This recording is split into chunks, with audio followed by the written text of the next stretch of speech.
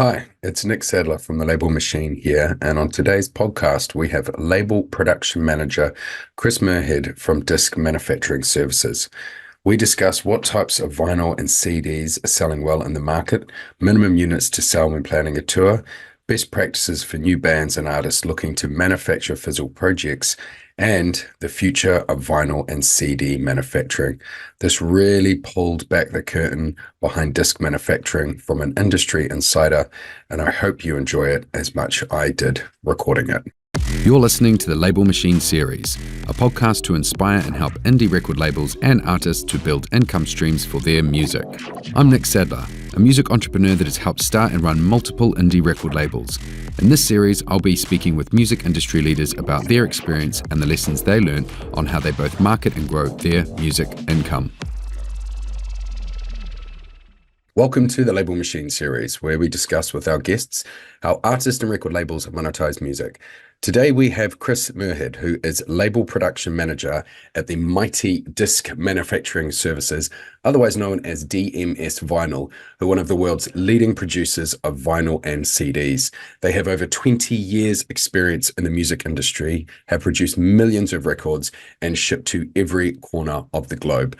I personally have used DMS for various vinyl, CD, DVD releases in the last 15 years myself, and they're a truly great company run by great people who are also creatives themselves. Like DMS, I share the same philosophy that music is one of the vital cornerstones of our society, and I'm really excited to have Chris on today's show to talk about the current state and future of physical music products. Chris, how are you today? I'm very good. Thank you very much. The sun's shining, so I'm very happy. How are you? Very good, thank you. So, can you tell us a little bit about your journey into the music industry and how you became a label production manager at DMS? Yeah, sure. So DMS started at a not-for-profit rehearsal and recording studio that I was working in the late 90s, early noughties. So I was just helping run the rehearsal rooms and booking the recording studio and things like that for the local scene, really, in Plymouth. And Dave Summers set up DMS as just a kind of cottage industry sort of affair in one of the spare rooms. He had a couple of CD duplicators, some inkjet printers, and it was just a necessity, really. We were all kind of mucking in together at PMC, keeping it going, and he saw a need for it, and that's where it kind of began. And from there, there was clearly a bit of a certain niche or a gap in the market of some kind that we just started flourishing in, and then eventually he pulled more of us into the team, and then we grew and grew and grew and kind of got to where we are now, which is absolutely comfortable for us. But we, went from CDs, obviously, then DVDs and vinyl, and then about sort of 5 years later, a design team, because we realized lots of bands and lots of labels didn't have like the best experience in graphic design, and that wasn't really a focus for them, so we started filling that. And then an audio team was obviously required, so then we're able to offer mastering, and now where we can kind of take people through the entire process. Personally, I left to set up a record store about 2013, which I ran for a few years with a friend of mine. But then when there was a huge development on the land where we had our record store, so that when that sort of ended, I was kindly invited back into the crew. So here I am again, basically. Oh, nice. And so, can you just briefly talk about what your role as label production manager entails on a day-to-day basis? Yeah, sure. So I've got a pretty catch-all role, but it's one that I enjoy because I get to kind of deal with orders and clients from the concept stage all the way through to delivery. So that will be any artist, band, small or large, label, manager, whoever will get in touch with us, or will be one of my kind of clients that I have that I work with regularly. They'll get in touch and they'll say, this is the concept, this is the budget, this is what the album's about or the single's about or whatever. And then I'll help kind of realize that. So sometimes the plan will be fully realized because lots of people are very savvy now and they need to be prepared. So quite often it's quite an easy job for me, but I do still get to kind of make suggestions and help through the process. But the more exciting things for me is when someone comes and they say, here's the album. The album's about this. It's coming from this area. It's about this character. Or it's about this socio-political situation. This is the kind of artwork we've got. And then I am able to kind of make suggestions then that fit the budget. So that can be anything from, small things like different type of print finishes to make the artwork pop, all the way up to bizarre experimental vinyl effects, but then things like I've made a bit of a list. Lyric sheets obviously are a big one, hand numbering and spot gloss finishing and hot foiling. Do tell us more about hot foiling. What's that? Hot foiling. So that's it's like a kind of a foil that is laid over. Quite often it's laid over text. I've probably got one in my collection back there, but I don't want to hold you up by searching for it. But I could maybe send you some photos that you could add in.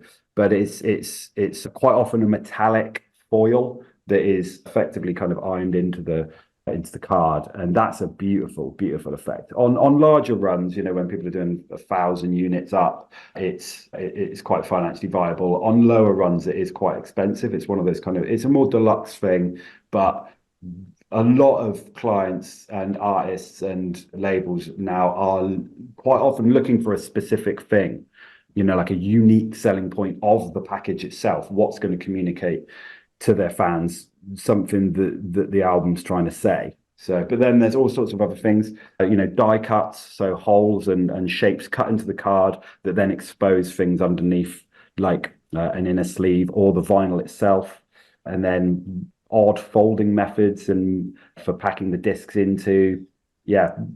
It's getting weirder as more and more people kind of embrace vinyl, and the unit prices can accommodate kind of stranger and more deluxe aspects, everything from kind of faux leather effects on the actual card to wooden aspects. Like we post a lot of it on our Instagram and Facebook. So that's a lot of people go there, or they see our newsletter and they're like, oh wow, that looks cool. Maybe that'll fit our concept or whatever, and then they'll get in touch about that specifically. Or they'll see things online. There's lots of places online where people are posting interesting new things for vinyl specifically. So would you say in the last 10 to 15 years then you have seen a change from just pumping out like basic black 180 disc vinyl, maybe like a full color, and doing a run of 1,000 or 2,000 into doing more boutique style releases? Is that or is that running alongside it? Can you just talk about what those kind of trends that you've seen? So in vinyl specifically, I would say that the last few years has seen a real explosion, I'd say. Like, because 10 years ago, 15 years ago, when we started doing vinyl, it was very much more cautious. There wasn't quite as much. There was a lot more caution around those sorts of things, I'd say. So unit runs were generally smaller. That's not to say that we don't do a huge percentage of of orders that we put through at 250 units. We support a lot and work with a lot of more kind of grassroots labels and grassroots size bands that are doing 250 units because they've got a tour cycle. They want to move through that stock and they want it to be special. But yeah, I would say in the last, potentially since COVID, since the kind of like the coming out of COVID, I would say we've seen an even more fervent desire to have something a little bit more special. And the unit numbers are going up slightly as well. I'd definitely say in general, a lot more kind of 3,000 unit runs, 1,000 unit runs of artists that potentially five to 10 years ago would have got that sort of number of CDs maybe, but vinyl much smaller. Now HMV has got a much larger vinyl section than it used to have. Do you know what I mean? In the kind of late noughties, early teens. So CDs kind of dipped and are now very much are coming back.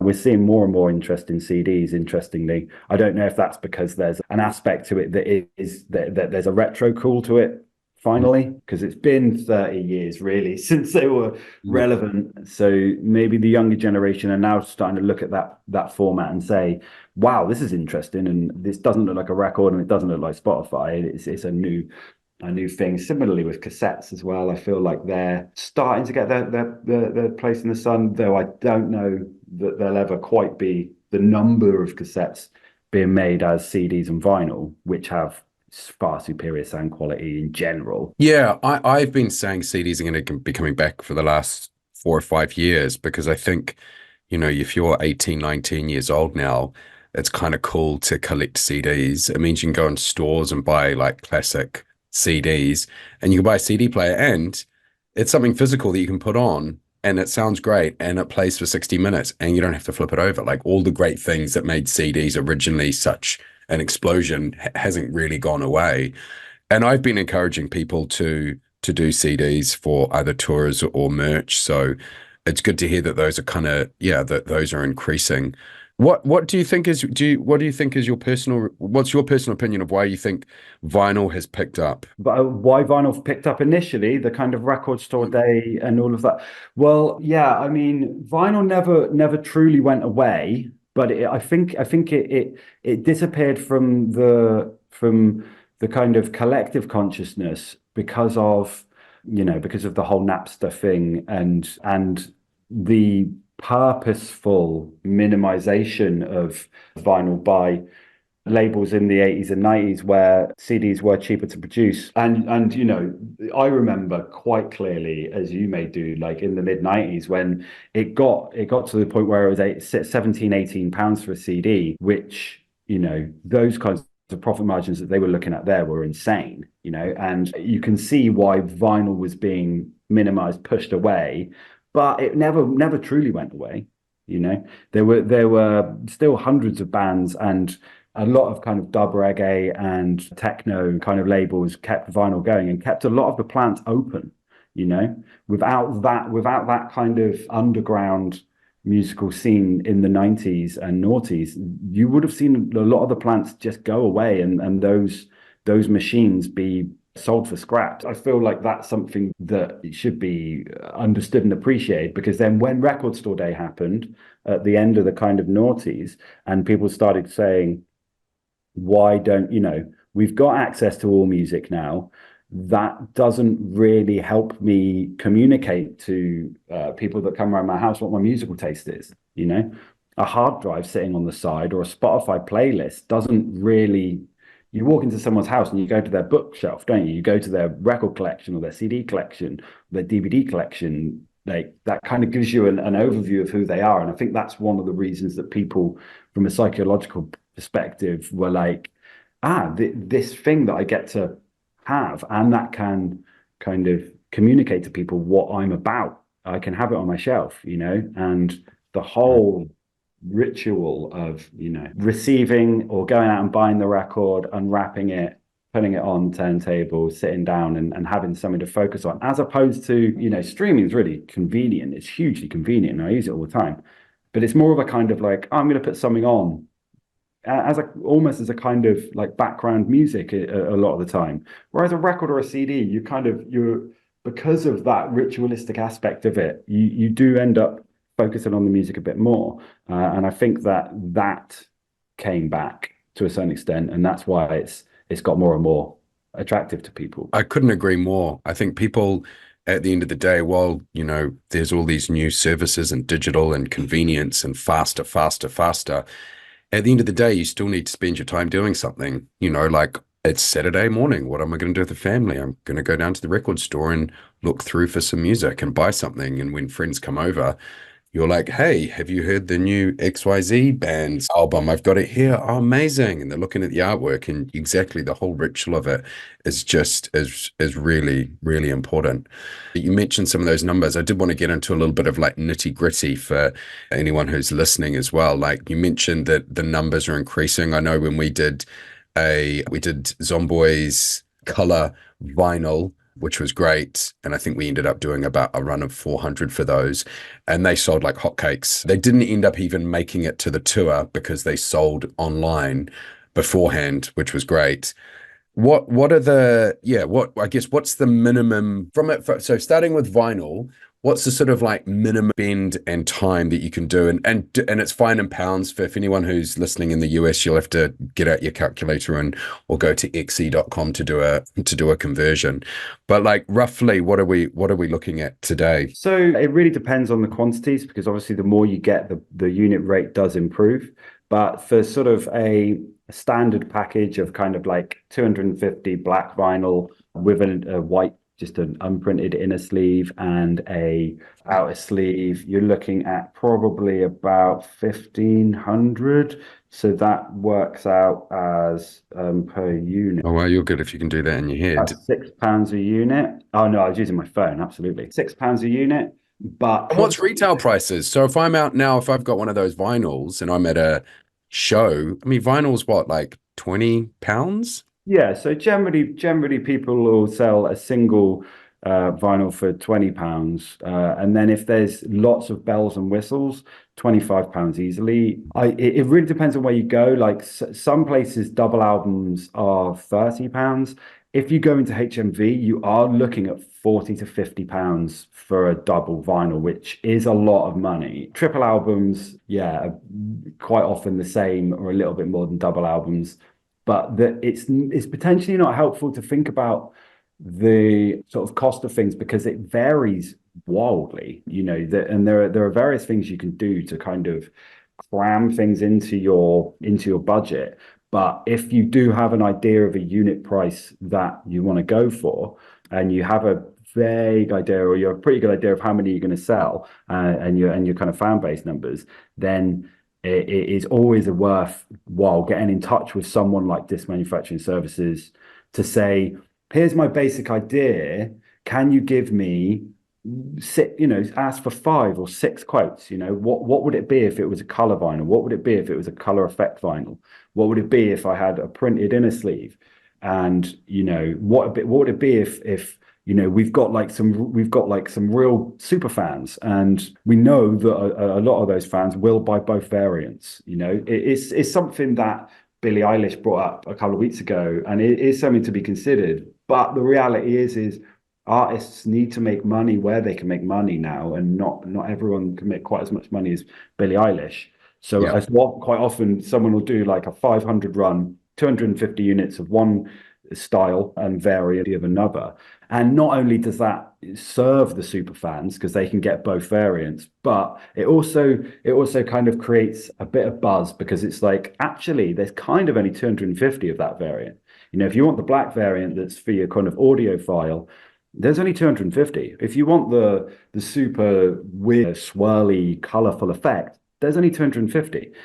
So you kind of got to get in there a bit quicker, and that works really well. Especially as you get into larger quantities, and start splitting different sleeve designs, different sleeve finishes, or different sleeve kind of extras. So you could have like a 500 unit.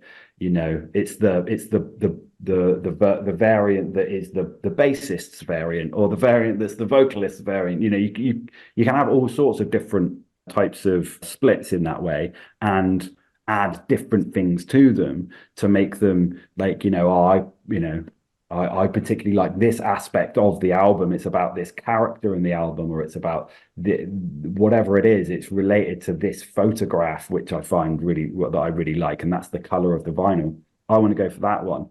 It helps giving the end customer and the fan a bit of choice as well.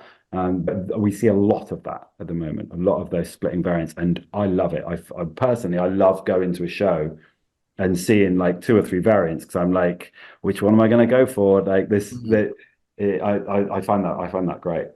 Yeah, it's like almost, going for collector's items and saying which character am I going to get from the show. Could you just go into when you're talking about variants, for someone who's like sort of goes, what do you mean by variants? Using, say, vinyl as an example, isn't just one vinyl the same as the others? What's the detail around variants? What are you talking about exactly? Okay, so basically vinyl can be, I mean, now it's an exciting time to kind of look at it all now because it's crazy. You can kind of do so much with a vinyl. Effectively, you've got sort of one compromise to consider. There is audio quality. Now, the audio quality, if you want kind of the best audio quality, black vinyl is almost certainly going to be the least risk associated with. So if you've got fans, if you're writing jazz or something where there's, you know the fans are going to appreciate the audiophile experience, and they're not going to want any form of like surface noise or clicks and pops and those sorts of things, then it's a good idea to go for black. But say, for example, if you were a jazz act or like Ezra Collective or someone like that, and you did 1,000 run, you could do 900 black and 100 units a completely different color. So you could do like a side A B effect where instead of one black puck to press the record, it's two colored. So you get two different colors and then squish them down, and it makes a sort of weird kind of like sort of squished rhubarb and custody sort of effect.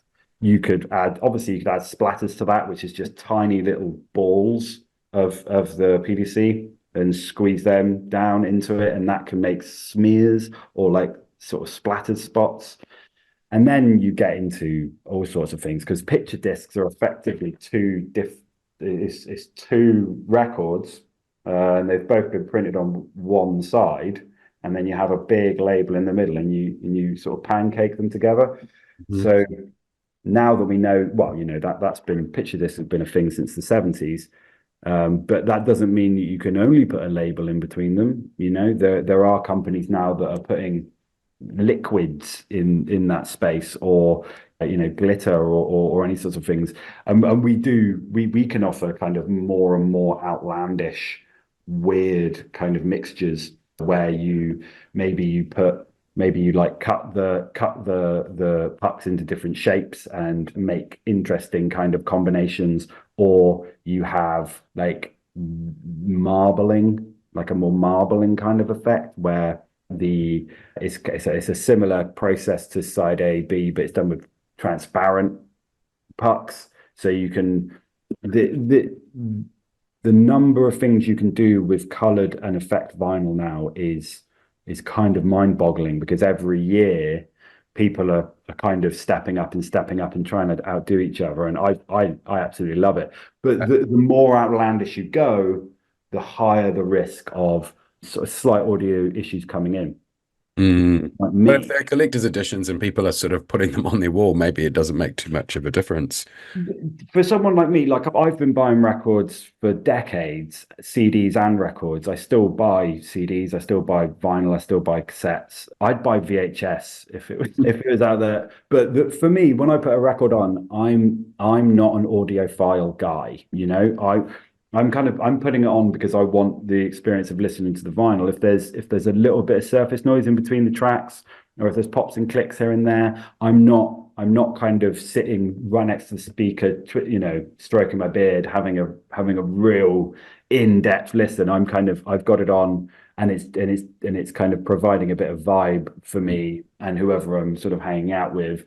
So for me, I don't mind if someone's doing a particularly weird effect, I will almost certainly get that one, because when I'm listening to it, it's not going to distract me if there's any issues. And it's only really risk. It's only really risk of issues. The probability of issues is higher if you get a strange variant. But the reality is 99% of the time, none of them have any problems. But it is just one of those things to be aware of. If audiophile quality is what you're after, go for black. If you want to have a mix, split the variants so that you can sort of serve both kind of fan.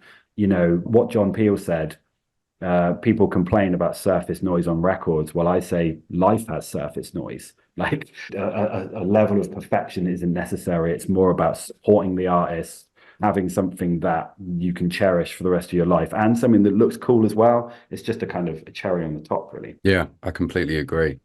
So, like, I just sort of want to talk about, I guess, around sort of the marketing. Like, one of the things I wanted to know is, you say you guys do design stuff. sort of like, how much of that is making up the work for you now? And alongside that, what do you see any difference in how independent artists versus major labels are approaching the marketing and the production and marketing of these physical products? Yeah, so talking about the kind of the interesting things that you can do with packaging and vinyl itself, I'd say that there's definitely an half a mind or half an eye on what it's going to look like in a video. Like the social media aspect of things is now so kind of all consuming, very time consuming, but you're in a very crowded market as well on social media, as we all know. So having things that kind of jump out is just absolutely priceless. If you can have something that can pop out through the noise, then that's absolutely essential.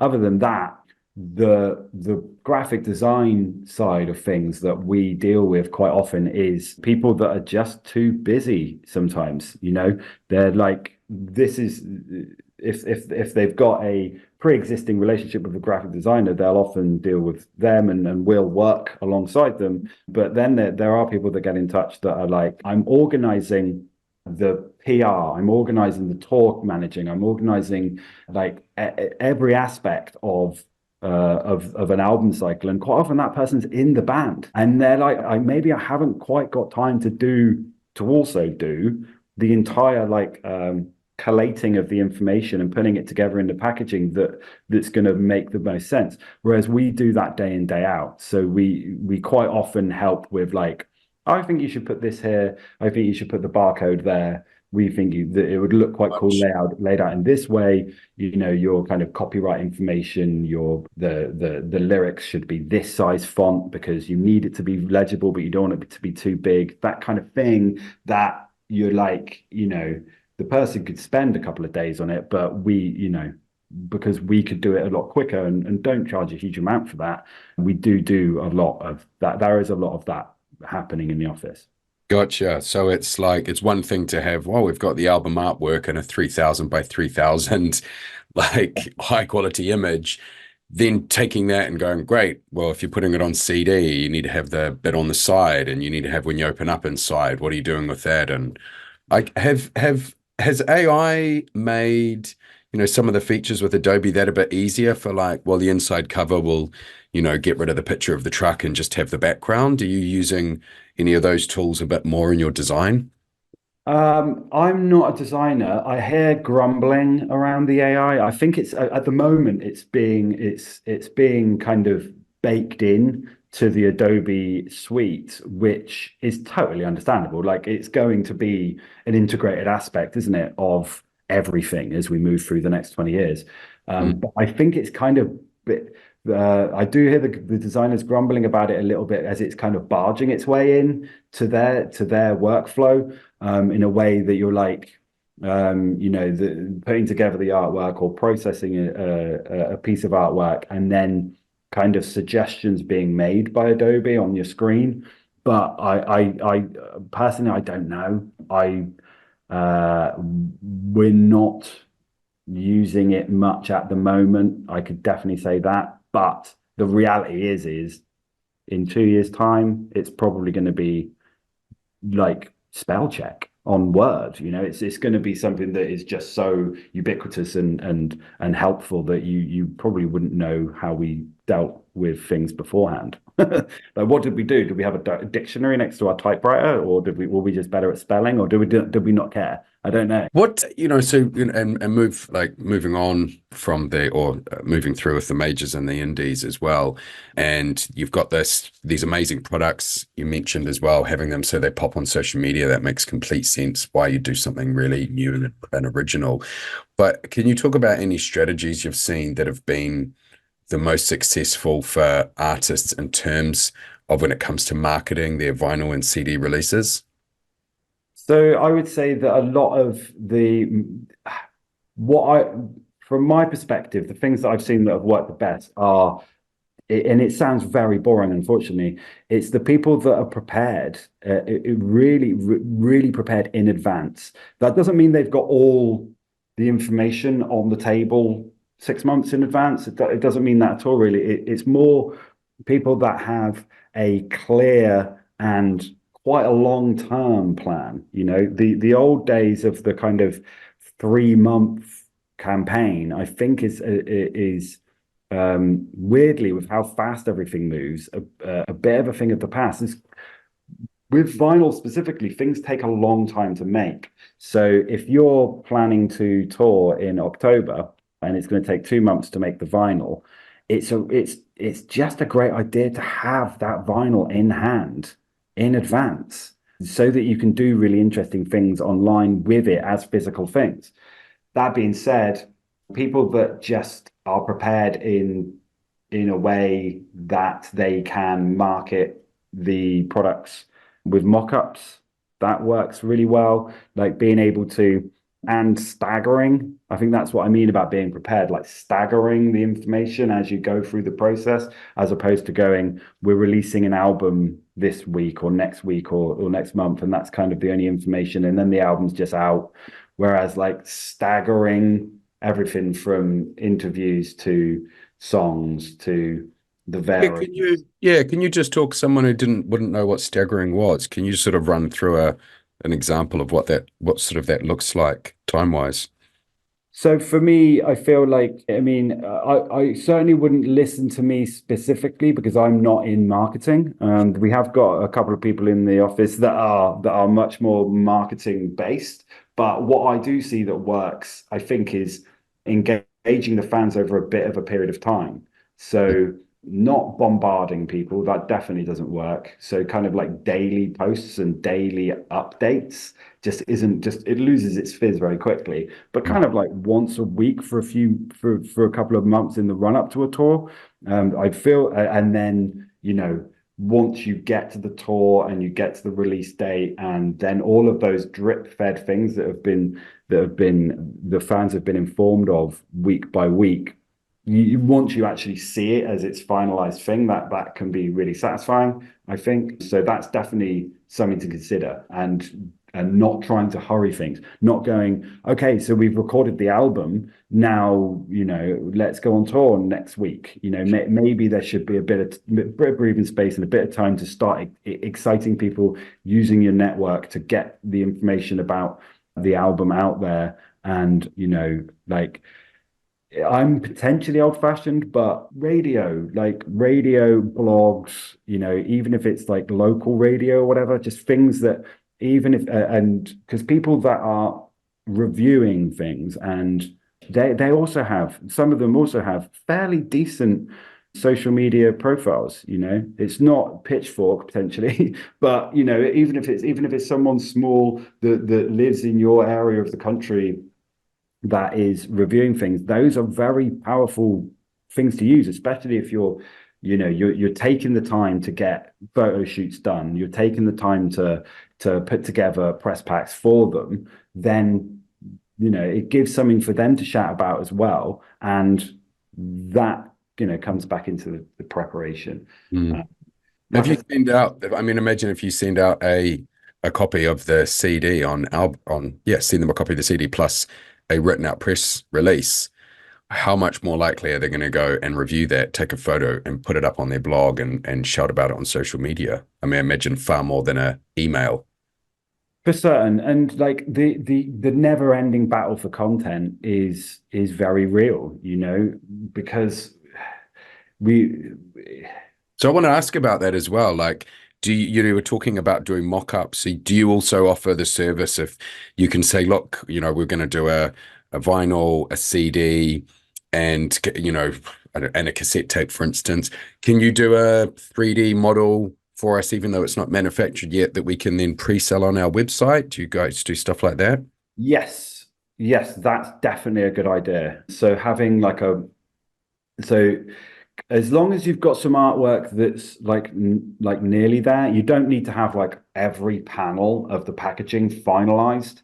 But the front cover, if you've got like the front cover, kind of like a really good idea of what that's going to look like, that's enough to make a mock-up, because you can make a 2D one if you need, if you don't have all the rest of the artwork, because the kind of the sooner you do these sorts of things, the better, especially if you're planning to do a pre-sale. And do you also rule do if I said, oh look, can you also when you're taking the pucks and pressing them, can you like record a little video and send that to us that we can use on social media? That sort of thing is definitely sometimes possible. It's slightly harder than you'd expect sometimes because the plant is 24 hours. So, your pressing might be happening at 2 a.m. and there's not necessarily someone there to go and film it. It might be that, you know, that or it's at 1 p.m. on a Monday, but it's like there's a huge amount of industrial moving parts. So it's kind of smaller plants. I see quite a lot of stuff on Instagram and stuff where you can see things happening and it's fantastic. And that is so, and it is definitely something that's possible with disc manufacturing services as well. With preparation, if you can get us that's the request that you want in much more advanced time, then it's much more possible than if we're halfway through the process and it's like, oh, would you mind if someone could take a camera in and film sort of thing. If you're doing a run of 10,000 and you give us a few months advance warning, it's more likely to happen than a halfway through a 250. Potentially. I mean, I'd say it's yeah. I mean, what I would say about the vinyl is like in terms of creating content, it's like the vinyl is going to be the end user's thing, So it's going to be the thing that's in their living room. What you're one of the things that they're going to be excited about seeing is you making the thing, like inside the studio, inside rehearsals, like when making a decision between what guitar you're using, between maybe you got three guitars and you're like, what are we going to use on this track? Like 30 seconds on that is fascinating to people because not everyone is a musician. This is something that I have to remind myself very regularly. A lot of people that are massive music fans aren't interested in or haven't ever gone through the process of being in a band. And the kind of what you may consider quite mundane in terms of decisions that are being made behind closed doors are absolutely fascinating to people, No, So that's definitely an area for content for me. But also, like, if you are making something, then the aspects of it can be a really exciting way to create content. I.e., like it's going to have a silver foil and like this, or it's gonna have a wooden sleeve like this or whatever. Like we can mock things up, and that's definitely a good idea. But mm. yeah. What would you, just some more like sort of trend questions as well. What would be the percentage or yeah, I guess percentages between how many people are doing albums versus EPs versus singles, and maybe break that down over, split it between vinyl and CD, like, or is it similar? So CD singles are almost completely extinct at this point. From our point of view, they may be happening in certain countries, but being done more locally. Into like 'cause we deal with bands and labels from all over the world. We deliver into the US, South America, Southeast Asia, Australia, all over Europe.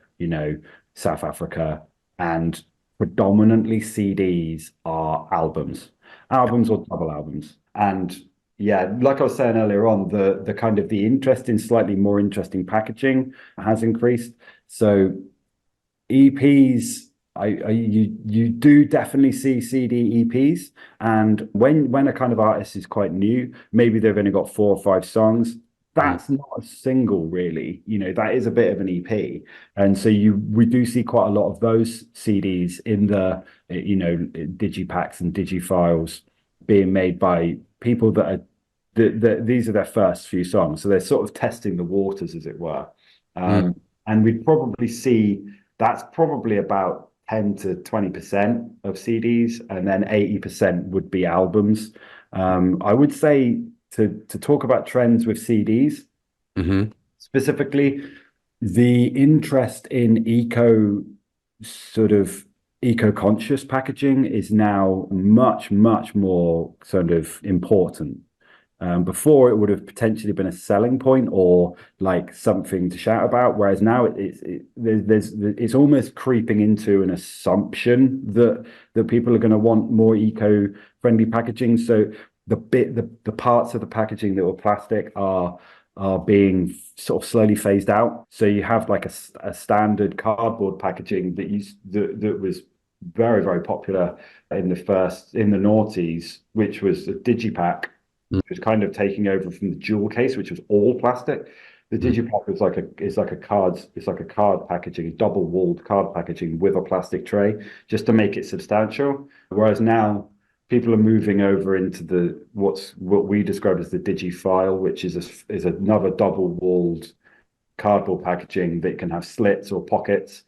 And it's now recycled card, biodegradable shrink wraps, and things like that are becoming much more required, because maybe not as a selling point, but more as a point of morality. Like, we're surrounded by so much information now about the negative effects of plastic, and although it's not a single-use plastic, and it's far from it, people treasure their CDs and vinyl for decades quite often. So it's nothing like a single-use plastic. But still, if you don't need to, why make it? Because it is from oil, and there's plenty of card to be recycled out there. Similarly with vinyl, we've seen a massive uptick in interest in the eco vinyl, recycled plastic vinyl. Oh, so that's a thing. Oh, yeah, absolutely. Yeah. So that's something that Billie Eilish has been in the news, obviously, about her comments about vinyl, and that isn't an isolated thing. Like, people have been talking about the importance of this for years now, I'd say, but it has, in the last couple of years, it has kind of really, for us at least, really become a core part of the conversation. Is the shrink wrap biodegradable? Is the electricity being used to make the vinyl, is that eco-friendly, or is that coming from fossil fuels? Because if we can have solar powered and wind powered and hydro powered electricity that's making the vinyl, all of a sudden the carbon footprint of that thing just shrinks significantly, And then if you're using recycled plastic as well, that would have been binned, it's all of a sudden, it doesn't seem like such a kind of an issue, especially given the fact that people treasure them for years and years and years. But with vinyl, in terms of formats, the 7-inch has a niche kind of place, and it has definitely gone down in kind of percentage of orders that we take. But it does fluctuate a bit, and there is a kind of there's definitely a community of 7-inch lovers. So from our perspective, a lot of the punk scene in the UK, Scandinavia, Eastern Europe, US, like a lot of the punk scenes do a lot of 7-inches, and 7-inches are, we're doing them all the time for that sort of scene. But then also people that are in love with the kind of 50s and 60s, the kind of jukebox kind of era, if you like, or I can't remember the name of them now, with the actual the sort of the old 7-inch jukeboxes you used to get in bars, that kind of era where people are interested in I don't know, newly discovered Americana acts, newly discovered kind of blues acts that maybe had songs that weren't released, or famous acts that just a song didn't do quite so well, so you couldn't get it quite so easily, but now it's being re-released on this Light in the Attic style label. Yeah. As an extension of just a continuation of that question, are there any particular genres or demographics you haven't mentioned that are driving the demand for vinyl and CDs? For us, like, the alternative rock scene in the last 10 years is certainly, like, there's been a massive interest in, I think, the merch table of bands, and that it kind of the whole sort of spectrum of alternative rock guitar-based music has been something that we've seen steadily grow in interest.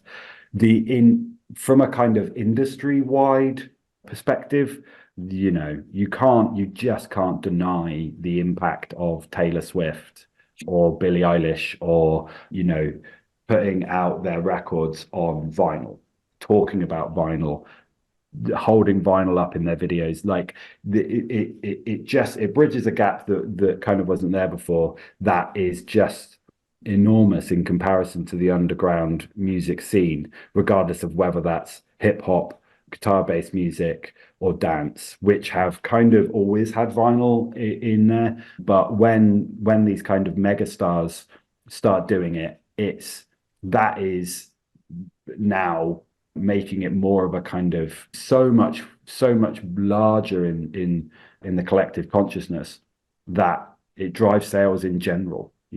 So I although they're not this, I quite like Billie Eilish, but I wouldn't buy a Taylor Swift record, but I'm thankful for Taylor Swift. Do you know what I mean? Like just the general interest in vinyl does get a boost from that. Well, But you go to the store to buy it because you've seen her on social media, and then you're like, oh, there's all this other music on vinyl that I wasn't aware of. I'm not just going to buy the one Taylor Swift. I'm going to buy another band you might like or discover something new as well. yeah, for sure. And with vinyl albums, double albums, and EPs, Mm. they're all doing quite well, to be honest. So I would say 7 inches is probably the kind of on the lower end of things. The smallest number would be 10 inches. That's the kind of the interesting but slightly weird kind of format. And the 12 inches double albums and triple albums are that's the bulk, because people, they can have a full album experience, and it's something that you buy, and you can kind of get quite a lot of time out of that product, as opposed to a single or a 10 inch. But that's not to say that the singles and 10 inches are going away in the way that I feel CD singles are going away, if you know what I mean. Yeah, got you. And I just wanted to ask you, said you deliver all around the world, and you're delivering to the US. Wouldn't, why do you see that happening in particular to the US when there's US manufacturing plants? Like, surely the cost would be cheaper. Like, just sort of, yeah, why do you think that happens? So there's definitely a aspect of just kind of interest in having a European pressing, or what would be viewed as a European pressing or a UK pressing in the US. And the price wouldn't necessarily be hugely different. The cost of shipping would be higher, but that you wouldn't be paying any VAT from our point of view. You would have to pay import taxes. But in terms of having something that you're like this, and this is a psychological thing as opposed to anything that maybe exists in reality, that maybe there's a greater amount of authenticity in the fact that you're getting something from pressing plants that have been around for 50 years, as opposed to in the US. Quite a lot of the plants in the US have been operating for a few years. So it's Mm. like that. And I have heard a few stories, and this isn't to say that any of those pressing plants in the US have like fundamental issues, but I have read a few kind of nerdy blogs on Discogs where people have been bemoaning the American pressing of X, Y, and Z band, and saying, why can't I get the European pressing? Why did it sell out so quickly? Because it's so much better than the US pressing. You Interest. know, I see. And I if guess you're, maybe if as you're well. if you're a big enough band as well, you very often won't even get it shipped to the American continent. You'd just be like, the band are going to do their European shows. We'll get that bit pressed in Europe, and we'll get the American section pressed in America, and then it will kind of follow them around on tour or via Gotcha. shops. Or if you're a UK band, you might want to have your, like you said, but you're popular in America, you want to have your music manufactured in the country you're from as well. That would be, again, a psychological thing, but I totally get that. Mm. Just mindful of time, any tips you could offer that you haven't mentioned already? I know you said, look, plan stuff in advance, so that's definitely a good one. Anything else you sort of see you come up like, like basic schoolboy errors when people are doing their first CD or vinyl printing that you could offer some advice on? Yeah, I mean the reality of it is spend the time on the recording. You know, that's the most important thing, is having the songs that you're really proud of. Don't, if you can afford it, just don't scrimp on mastering your audio. If, you know, have a look around in your genre, who's mastering the bands that you love or the artists that you love, search them out. It's sometimes a kind of an expense that people ignore, and it can really elevate a recording. We do mastering in-house as well, and it's something that I would say is sometimes forgotten, especially by the lesser experienced groups. But in general, people realize it's important. Understand, when it comes to vinyl, understand track listing. So the way a vinyl record works is it's a spiral going from the outside to the inside.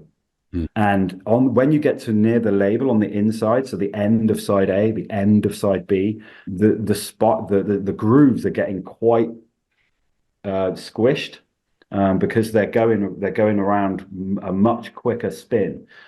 So that's where you want your lesser dynamic songs. If you look at all the classic albums from the past, you'd have the acoustic song would be at the end of side A, and you'd have an acoustic song at the end of side B. And that's a stylistic choice, but it's also practical. You know, you have your big bombastic songs at the beginning of side A and the beginning of side B, but you have your kind of your gentler songs at the end of each side. That's something that can sometimes cause an issue, because people are like, oh, but this is the order I want the album to be in. And it's like, okay, that's cool. Do that on the CD, you know, do that on the CD and do that on your streaming. But when it comes to the vinyl, maybe scoot some of these around so that you can get a much better listening experience because of the limitations of the format. And, you know, the bigger songs at the beginning as well. If you've got a nice wide groove on a vinyl, the sound is just incredible. If you can have like the real big songs, you know, putting them at the end of the side is it's a real shame when people force that through. But yeah, other than that, I'd say like communication is just the key to it all. You know, sometimes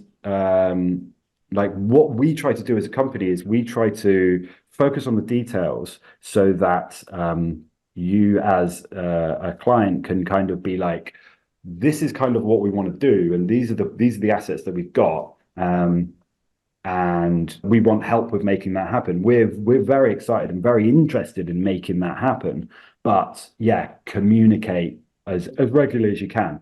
Don't leave things to drift, because, you know, 4 weeks or 3 weeks for delivery of test pressings, for example, when people are so used to next day delivery and stuff, it can really throw a spanner in the works when people are like, oh, you know, I'll get back to the guys about the audio after the weekend or whatever. And it's like that those extra 3 or 4 days, it can have a knock-on effect. So try to be organized in terms of the way you communicate with companies about manufacturing. It will just help you out, because the reality is we want our production schedule to be nice and full, but we also want it to be fair. So when people don't get back to you for a week or 2 weeks and then are very, very, you know, they're frustrated and they want to get the thing sorted, it's harder to help. You know, whereas when people are a little bit more organized and they're like, I'm going to drop in every day or every other day, just what's going on with the manufacturing. This is a question that I've got that I need to ask that, you know, maybe we don't know about yet. Interesting. So you're happy to be bothered than not, because it's going to help the overall process. For sure. And if a phone call is going to wrap things up quicker, then phone, because, you know, a lot of people are like, everybody is so busy, you know, because they've all got quite often now you see everybody's got like 3 or 4 different hats on at the same time. And they're, you know, sometimes walking from one place to another and thinking, oh, I need to do this, I need to do that. If in that moment you could be like, I need to tell such and such about this about the manufacturing, then just ring us and tell us, and we will email you back with what needs to happen, and take that next step forward. Because it's all about kind of taking those steps, because we've got a lot of kind of checks and balances in place to minimize the risk of issues because the process is quite complex. We're more than happy, and companies like this are more than happy to take on all of that complicated detail, but it does mean that there's protocols in place that need to be signed off and need to be signed off with a kind of a clear head. So, for example, if you're submitting artwork and there's been some tweaks to it, or even if there's not been any tweaks to it, just changing something from RGB to CMYK will significantly change the look of something. And quite often people set up their artwork in RGB because that's what Photoshop defaults to or whatever. I don't really know why, but if we're going to change it, it's going to change quite a lot. And maybe a font changes because maybe we don't have that exact font. Maybe we have a font that maybe we have that font before it was updated. So if you're then getting a PDF proof to check, don't check it on your phone. Check it on your computer. Take the extra 5 minutes to open your computer and look at it on a big screen because that's going to be printed that big. It's not going to be printed phone size. But those kinds of gripes are very minor, really. Like people in general are fantastic because it's something that they're excited about doing. So they are communicative and they are kind of like hounding us, and that's perfect. Being on the phone and sending us emails about the questions or letting us know about updates. That's what anybody in my position really, really appreciates because the issues that people are facing are more in the kind of venue closures, cost of touring, all of those sorts of things are the real big problems. We can kind of take on, and companies like us, and take on a lot of the extra work as long as there's a bit of back and forth. Yeah, gotcha. And just to wrap things up, are there any upcoming innovations at DMS that you're particularly excited about or can share? And in terms of the packagings of things, I'm really getting into it. It gets a little bit nerdy, but I'm really Nerd us out. Give us one nerd out. I'm really excited about the different types of see-through paper, like tracing papers and glamour papers that can be printed on different folding techniques. So like records that kind of like open up and have like a pop-up kind of aspect to them, not kind of too garish, but like sort of the slightly more stylish stuff, and the different and larger packages that kind of fold down, as opposed to just a kind of classic box set, but something that more like opens out and is sturdy enough to hold its own weight, but also hold like 6 vinyl or something, or like multiple CDs and vinyl and booklets and things. I'm very those sorts of things really get me excited because we get to go through the process of kind of research and development as well as having that kind of buzz of seeing it out there in the world, which is just amazing. Like going to a record store and seeing a record that you worked on the shelves, or going to the gig and seeing it on the merch table and seeing how it came out and being really pleased with it is there's just nothing like it. And especially if there's some added kind of weird thing to it, like then I love that even more. Like the printing on the inside of sleeves, so where you slide the vinyl into, like in there, like printing designs in there, or flood printing that with a color, that I really, really love that. That isn't particularly a new thing. It's just it does seem to be getting a bit more popular, which I really like that. And yeah, other than that, it's just the kind of the multi-format releases of vinyl, CD, and cassette that people are going for, where they're consistently keeping the concept all together with the different formats. I really, really love that. Yeah, I guess with DMS, I'm just really enjoying going to gigs, being part of a team of people that are really kind of passionate about music, but also make music and are in projects themselves. And yeah, seeing what kind of comes next, really. Awesome. Well, Chris, thank you so much for your time and sharing, your experience around, physical products and everything that's happening at DMS. So yeah, finally, if someone right now, they're like, hey, where can I find you guys online? It sounds really interesting. I want to work with you. What's the website address? Where are you on Instagram? So yeah, if you go to www.com, that's where you can find us at Manufacturing Services, all one word. On Instagram, we are at DMS Vinyl. That's a really good place to start. But yeah, the website you can click through and you can even say like, can I talk to Chris? And you'll get put through to me as opposed to one of the other label production managers. And I'd be more than happy to work with you. I'm excited to hear from anyone and everyone because it's quite a fun job, to be fair. It sounds like it. Awesome. Thank you very much. Thank you again. Thanks for having me. Thank you very much for tuning in.